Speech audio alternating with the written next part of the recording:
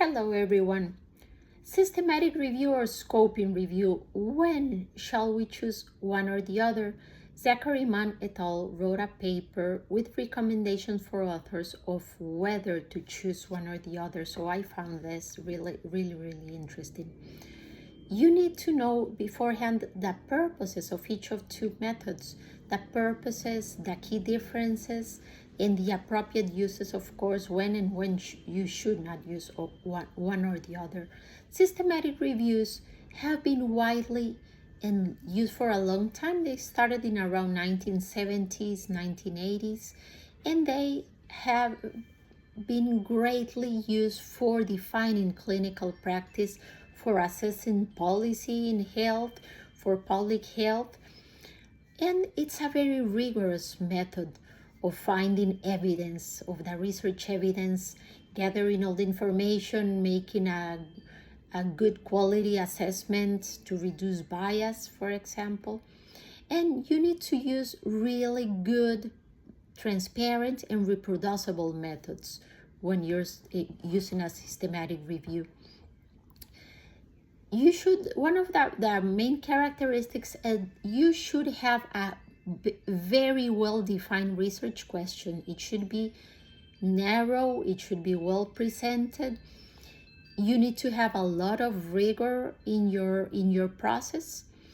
When is it used for a systematic review? When you want to confirm or refute, for example, a current practice, or you want to assess the evidence to confirm a particular recommendation, or maybe you found conflicting findings, so you want to make sure and address that, or there are gaps in evidences and you want to identify that, or guide healthcare decision and policy making, as I mentioned before. A scoping review, on the other hand, doesn't have that rigor, and you don't need a narrow research question. You have a broader research topic, and you can map available evidence, you can identify knowledge gaps, key concepts, and types of evidence. When shall you use a scoping review? Maybe you want to identify what types of evidence it's regarding a topic. Maybe it's kind of a newer topic that you are not sure what the evidence is at this time, to clarify concepts or definitions, examine research methods that have been used, or you want to identify the characteristics of a concept, or use it as a precursor of systematic reviews, to doing a systematic review afterwards, or analyzing knowledge gaps. Those are some of the uses of a scoping review. What are the key differences? As I mentioned, systematic reviews answer specific research questions. Scoping reviews answer broader questions.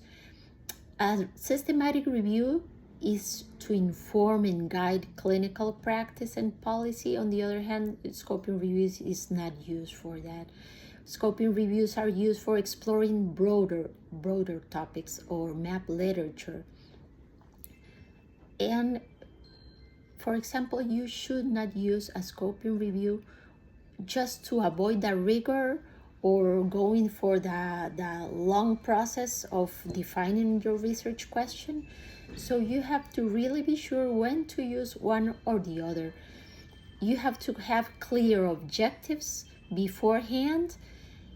Be sure if your aim is to do decision making, you should go for a systematic review. But if you are more like exploring or mapping information, the scoping review would be a better choice. So, well, I hope that this helps, and really was a great guidance for me to learn about both of them and the differences. Thank you so much.